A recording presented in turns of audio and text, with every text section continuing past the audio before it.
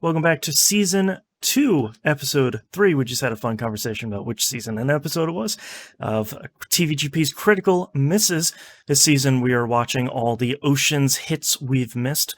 Last time was Ocean's 12. This time is, unsurprisingly, Ocean's 13. Came out in 2007, still directed by Steven Soderbergh, which is kind of surprising when you get a popular director 3 movies in. I feel like that's a lot more common nowadays. No, it's a lot less common nowadays. Oh, really? Yeah, because I think it used to be a case of if you have a director who likes doing things like that genre or feel like they have an onus on that genre or that franchise, then they stick with it. Okay. Otherwise, if it's just a mercenary director who comes in to film one movie, right, then you have a tendency to get the multiple directors. Like, I think it's probably the people who feel like they created the franchise have continue to come in, because Aliens is a good example of 4 different directors with 4 different visions and 4 different styles. Right. And then Harry Potter, they don't own any of that. So you've got 5 directors on that. Right. Fast and Furious, you've got 4 different directors there too. Right. So, well, and I think it helps that Ocean's 12 performed fairly well. So it's sort of like if the second one didn't do very well, I'd be like, yeah, you guys want to make another one? That's fine. Like, just I don't have to direct it. It's fine. I give you Fast and Furious as a good example. Yes. Yeah, exactly. Where it's like, Too Fast didn't do so well, so do whatever you want. Yeah, so the only thing I really know about this is Julia Roberts and Catherine Zeta-Jones don't return in this one. So it's sort of a pretty full-on sausage party going on this time. And I remember watching about half an hour of this movie, and not that it was bad, it was just I really wasn't in the mood for it. So it's like, oh, okay, I'll watch it later. That's fine. And then here we are. I've never watched it later until 2020. 16 years later. That's right. Honestly, I have never seen this movie. I cannot remember the trailers for this movie. I literally can't remember anything about this movie at all. Yeah. This was one of those things where it was a case of, I liked Ocean's 12, but it wasn't as good as 11. So I think I'm just going to ignore this movie because I just don't feel invested in it at all. It's like the second Pacific Rim, where it's like, why? Why do we need to do this? Dude, Pacific Rim is so good. Pacific Rim is so good. It's good enough that I haven't even attempted to watch the second one. And me neither, funnily enough. I haven't given that I'm good. Yeah. I do know Al Pacino is in this, which for me is largely a selling point, because if he's good, he's really good, and if he's bad, that might make the movie better. But I think I've only seen 2 Al Pacino movies. Okay. If that. Which ones were they? I don't know. Generally, he is not in genres that I really like. Yeah. Very much like Robert De Niro. It's like, I just don't care about you or the movies you act in a lot. Well, and I feel like, especially with De Niro, we're seeing third phase De Niro, where he's kind of making fun of his other movies, like Meet the Parents. You're sort of like, okay, this is not the roles I usually see him in.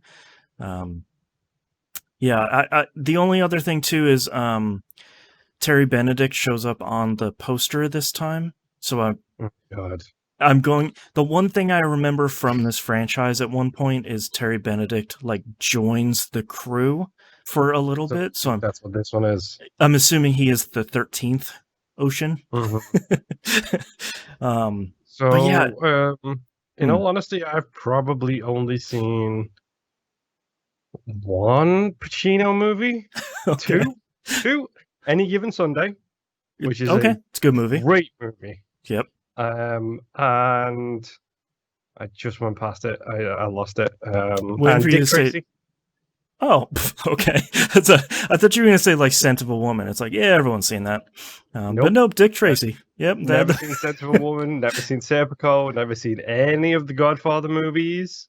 Oh, yeah. I think we have Godfather on our list. I hope we do. 3. Scarface. Ah, well, yeah. Okay, there you go. Yeah. Yeah. Okay, well, this will be number 4. Ocean's 13. Yeah, it's legendary performance. Oh, boy. This is... I love doing this show. It's so good. Like, literally, it's the type of movies he's in. They all look like gangster movies, and I'm not a huge fan of gangster movies, with one exception. Layer Cake is the best gangster movie ever made. Thank you very much. Well, thank you for coming to my TED Talk. Go watch Layer Cake. It's really good. But I feel like I don't have super big expectations for this movie. I'd like to see them continue the overall style that we've been seeing with the first 2 movies. I feel like that's one of the hallmarks of this trilogy. I especially want to see them do that in Ocean's 8.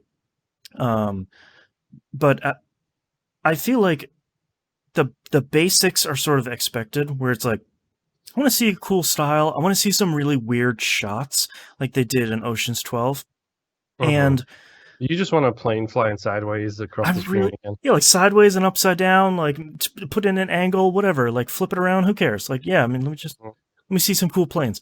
And I feel like there's going to be at least one heist in this movie, because I feel like they wouldn't get, after the reception of 12, they wouldn't get weird enough to say, like, there's no heists. Haha, that's the heist. You know, there's none of them.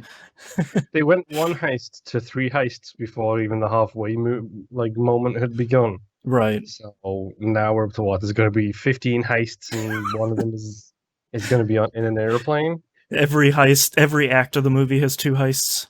Escalation is the only way to go. That's right. That's right. What are your expectations for this one? Honestly, I'm not sure.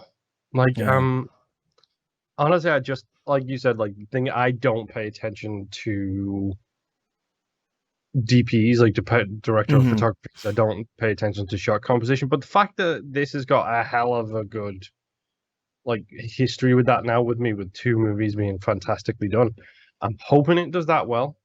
Yeah. I'm hoping, having never seen the movie or never really paid any attention to it at all, that it'll give a good twist, and, and it won't be very clearly, from it won't be out of left field. It will be, or rather, it will be out of left field rather than straight down the middle. I know my sports analogies, I swear.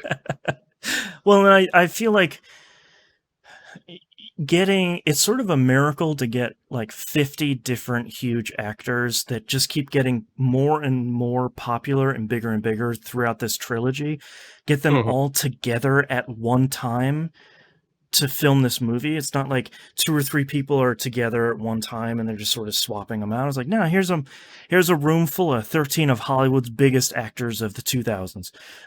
So I feel like with this movie, even if they weren't formally cutting it off at a trilogy, I feel like the writing was on the wall, where especially the lead 2 actors are going to be like, guys, I can't keep doing this movie where you're scheduling 40 different people. Either you got to pay me $1 bajillion, or we gotta wrap this up. So I feel like this is sort of the natural point. Humanitarian things that he needs to take care of. Right. So I feel like this is probably... Which one? You go ahead, finish your point, and I'll explain what I mean by that. Okay. I feel like this is probably the natural point where it's like, we're going to go out with a huge bang, everybody's going to get their stories resolved, and then we're going to kind of go like the end of Ocean's 11, we're all going to go our separate ways. Yeah. But yeah, George Clooney, I'm pretty sure after this movie was when he basically paid for a satellite to get orbited over Africa to make sure war crimes aren't happening. Right. He turned into actual Batman. Yes. I'm pretty sure that's what he's done with his time since. Yeah. So, pretty understandable. Yeah. Doing good stuff. Ashton Kutcher, the reason why you haven't seen him in anything is because he's busy fighting sex trafficking, just so you know, folks. I thought you were going to be like, he got busted by George Clooney for war crimes. Ashton, no. Well, on that note, I think it's time for us to go watch Ocean's 13. Yeah, let's see if this is a good movie at least. All right, we'll be back.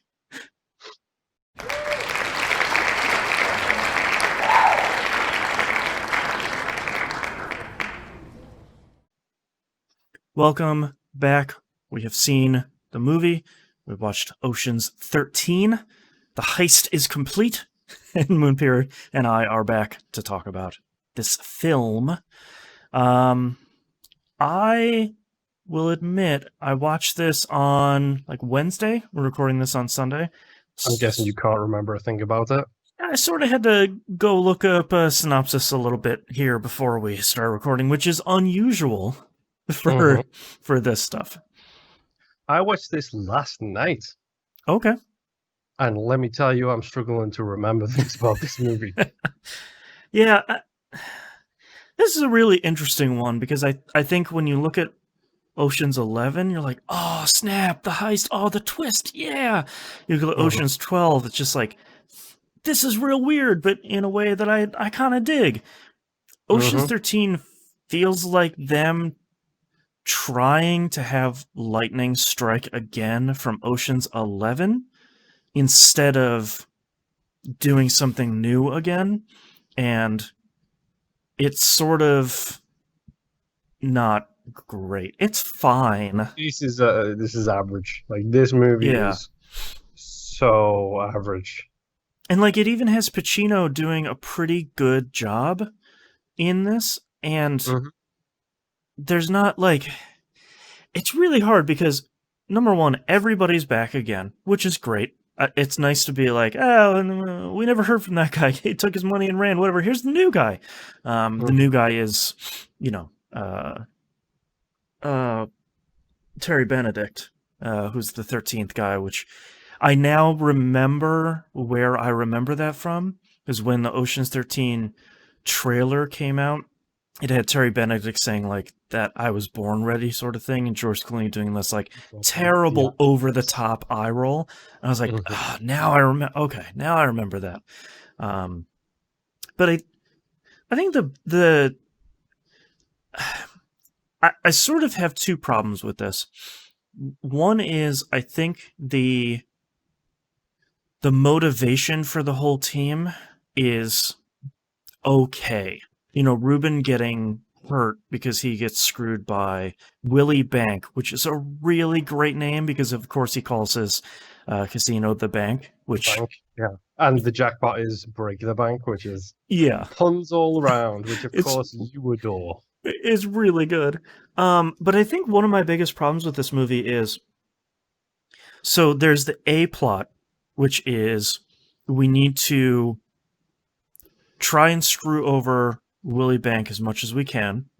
There's the B plot, which is the 5-star diamond casino ranking, whatever. That has like 7 words in the phrase, and I can never remember. The 5 Diamond Award. There we go. And then like there's this small C plot of steal the diamonds, even though it's impossible. And I feel like the A plot is pretty good. I think it's sort of what you want from a heist movie, especially with... We've been talking about this for the whole show ever since, I think, Fast 5, which is you tell the plan up front, it will go wrong. You don't tell the plan up front, then you show it as they execute it. They tell the whole plan up front, and they're like, yeah, this should be really straightforward. We're just going to go do it. And then, like, monkey wrenches here and there. Even the cast says, like, every time we do something, it's going wrong. It's like, well, yeah, you talked about it. I think that stuff is fine, but that B plot of like messing with the guy that is coming in to do the 5-star review, for that dude.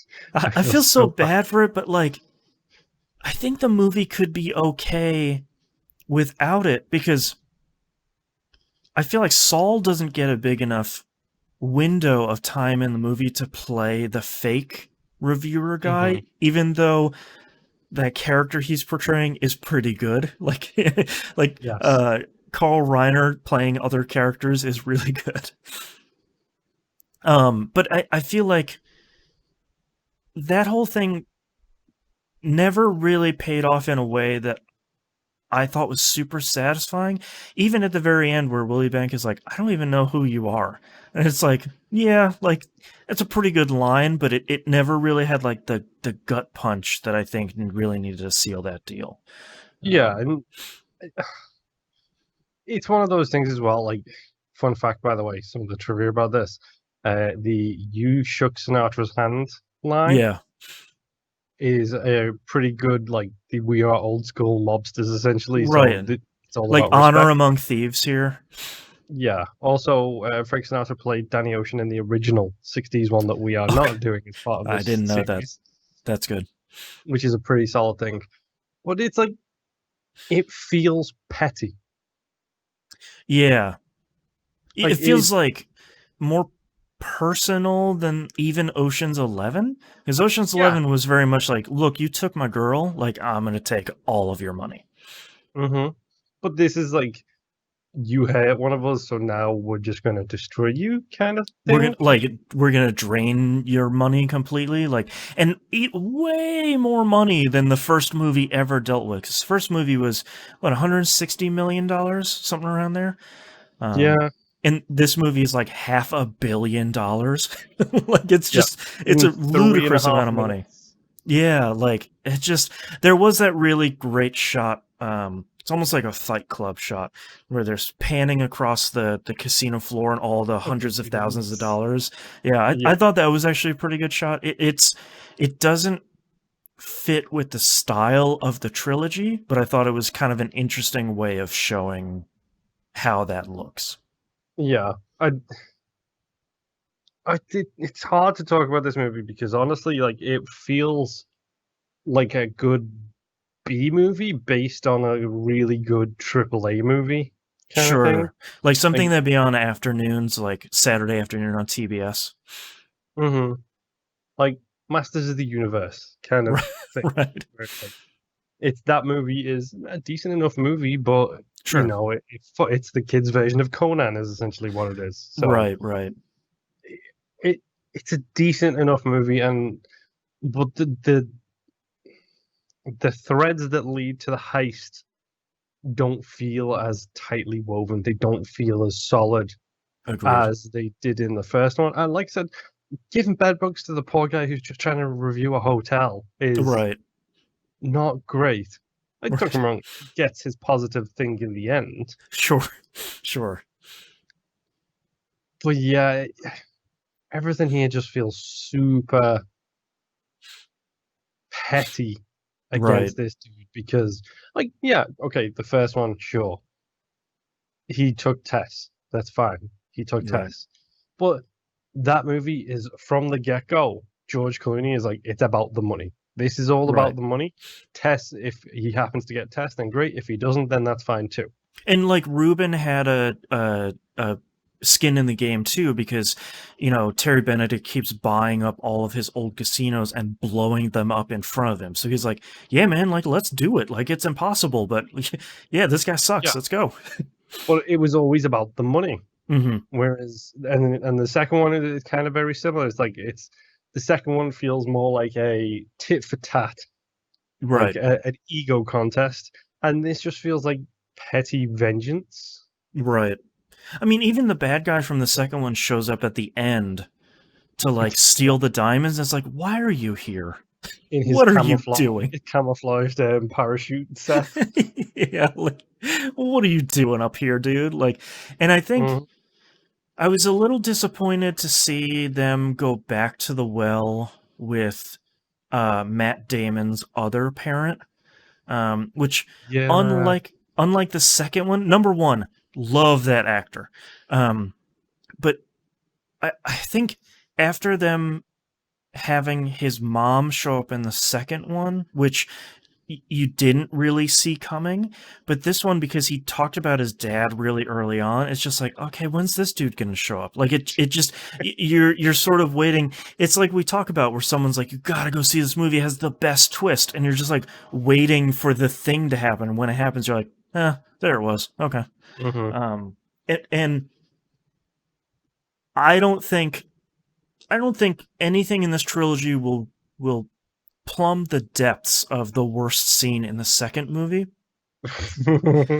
But I think the Lenny Pepperidge stuff with the nose gets pretty close just based on scene length. Like, it does feel like it's dragged a little bit. Yeah, because like number one, the nose is funny, just like how hugely long it is on Matt Damon's face. Number two, I think all of them agreeing that the nose plays and like continually saying that, I think was funny. Yes. And I do like watching Matt Damon turn on the charm when he's like trying to schmooze the what he's calling a cougar. He never ever gets to do that in any of his roles. He's always like running through Prague or driving action guy right. or giant quiet nerd. Like that's the two things he does basically. He never gets to turn on the schmooze. And and that was fun. Yes, like I was a fan of that because it he showed his acting chops quite a lot in those scenes, and shows that by the end of the movie, then he's like he says to the guys like, "I'll see you next time," or "I'll see you around," kind of thing. It's like, okay, he's matured, he's like off on his own. Yeah, he's got his experience. His dad has a job. Of his character arc. Yeah. Like he feels like the only character who actually gets an arc throughout the course of the 3 movies. Right, like even what's his name, Yen, is barely in the movie. They're like, "Hey man, go in that elevator shaft. Go do your thing," and he's like, "Okay," and it's like a 2-minute thing, and they're like, "All right, see you later." Yeah, I do have to say the joke with Yen that they never subtitle him and everyone in the movie understands him will never get old for me. Oh no, I like the fact that this is the thing, is not everybody understands him. Like, Saul understands him, the other old guy understands him, Danny and Rusty understand him. Nobody else in the group understands him in the first movie. Nobody understands him in the second movie, and in this movie, Matt Damon understands him for the first time. One of my favorite jokes in the second one is where Bernie Mac, when Yen comes out of the underwater with the scuba stuff on, he yells him, and Bernie Mac's like, "What?" He yells it again. He's like, "Oh, okay," and then like does it. So there's a little like, "No, I don't understand you." It's like, "Oh no, I just didn't hear you." Yeah, I think I wish Pacino had been in there maybe a little bit more, or been like a little bit stronger. I did really like when he was trapped in like that the command center for the like the Fast Saga style computer system that like biometrically figures out if someone legitimately won, which is like they were halfway through that explanation. I was like, yeah, the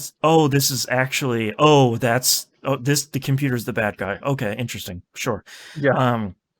I liked him like pacing like a caged animal where he knows like something is happening on the floor and he can't get out. I thought that was really good, but like I'd like the fact that they bring in the magnetron by literally giving him the phone. Yeah. Like it was one of those, there's a really great like throwaway thing where he's when he gets that phone, it's like a Samsung gold-plated thing, which I think this movie is just old enough that phone doesn't, it's like it's pre-iPhone, so like I have no idea what the significance of that phone is anymore. They could have been like the first iPhone off the line and we'd still be like, ooh, oh.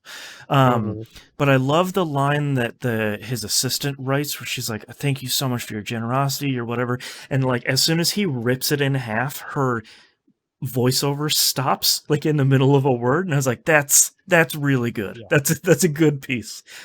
I love the fact that they got Julian Sands in to be the bloody computer guy as well. Yeah, like he's a really talented actor, and they bring him in for like 5 lines. They bring him in to be like, "It's legitimate." It's like, oh, ooh, okay. Computer guy says it's good. Okay, sure, why not? Right. I'm not gonna lie, Eddie Izzard. I was so pleased with Eddie Izzard in this movie. How they use him as the audience cipher to explain how they're going to do the job. Right. And like he's the it's impossible guy of this movie. Yeah, and Yep. like he's the one who like they bring him in, and he's like, okay, so you're stuck on something. Run it through me, and let's go from the top down. Don't skip any important details. I like he's like solving all these problems, and they're like, "No, we've got it all figured out. Like we're going to go do this thing." And Mm-hmm. I thought that was a really good scene. And I never recognize Eddie Izzard because he doesn't have makeup on, and like I'm so used to like the stand-up version of him that when he's in something else, I'm like, "Hey, gosh, he looks so familiar. Who is this guy? What's he been in?" It's like, "Oh, okay, right, it's him." Yeah, yeah. I really certain characters in this movie feel great. Mm-hmm. All in all, it was a little bit of a letdown. Like it's Yeah. not a bad, but out of the three we've seen, it is a distinctly average movie.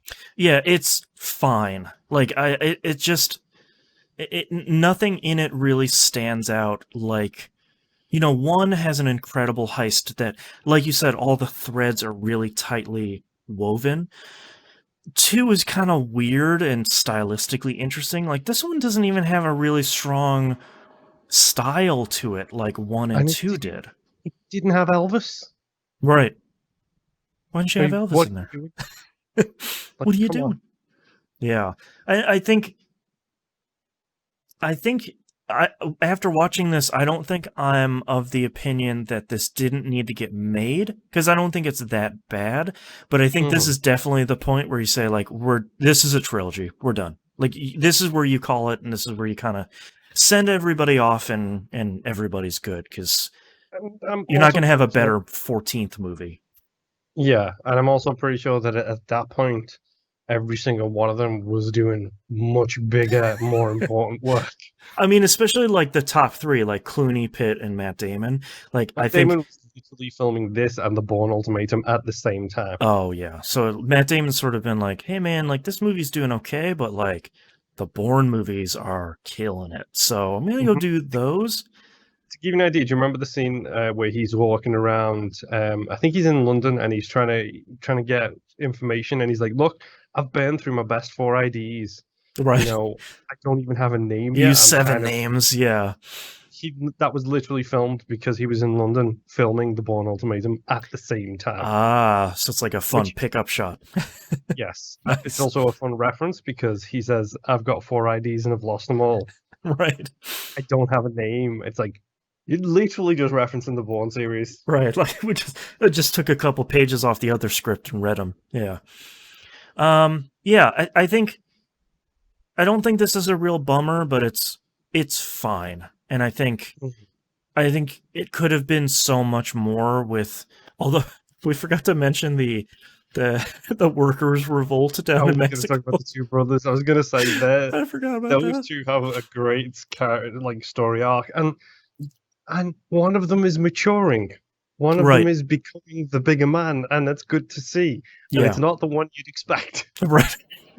Right. And I thought it's pretty fun to see them like literally sprinting from like costume change to costume change to kind of juggle three or four things at once while the heist is going on. I thought that stuff was pretty good, but um, Mm-hmm. yeah, there were a couple of bright spots, but it's kind of time for them to go. One Yeah, last heist. the working conditions here aren't good enough. Like, Right. So good. I love the fact that when they're discussing that in as well, like when he's like, "Look, the brothers have got them on strike. They want like a 5% wage increase," Hmm. and he's like, "So it brings it to like 36,000 or something." Hmm. And then George Clooney's like, "Well, how many workers?" And he's like, 200. Okay, so that's $7 million. Right. And then Rusty's like, "No, no, no, 36,000 total." Right. For the 200. Like and I like that Oh, somebody's like, just write him a check. yeah. Like it's And not then even George an Clooney's issue. like, "Yeah, we'll post date it." Yeah. Yeah. So yeah, that's the end of the Oceans trilogy here, which means that next episode we're going to start on Oceans 8, which I don't even know if I've seen a trailer for, so I'm kind of excited. I saw a trailer. Mm-hmm. Way Fun back fact. when. Yeah, way back when. Also, this got my wife's attention when it first came out because it's a movie about a bunch of ladies. Which 8 cool women doing crimes. Yep. From what I understand, this is one of those how did you get these many names in this movie kind of thing. Yeah, because they're all already big. Yes. I know Sandra Bullock is the ocean of the piece. And I Sandy know Ocean. Yep. Kate Blanchett is in there. Anne Hathaway is in it. After, like, being Catwoman as well. Right. For the record, folks. Right. And crazy haired lady who's always in Tim Burton movies. Oh, the Helen Bohemian Carter. Yeah. Whatever. Yes. Helena Bonham Carter. There it is. I got it. This is a who's who of female actors. Right. And the best thing is, while watching Ocean's 13 last night, my wife was like, I'm going to watch Ocean's 8. There you go. Right next to me on the television. So you're just holding your hand up to the right hand side. I was sitting there like, I'm not watching this. I'm not watching this. Holy crap, Kate Blanchett is still gorgeous. Right. I'm not watching Your this. wife is cheering and you're like, no, I can't watch. Oh, man. Well, that'll be our next episode. Thank you, everyone, for listening. And we'll see you next time. Bye. Bye.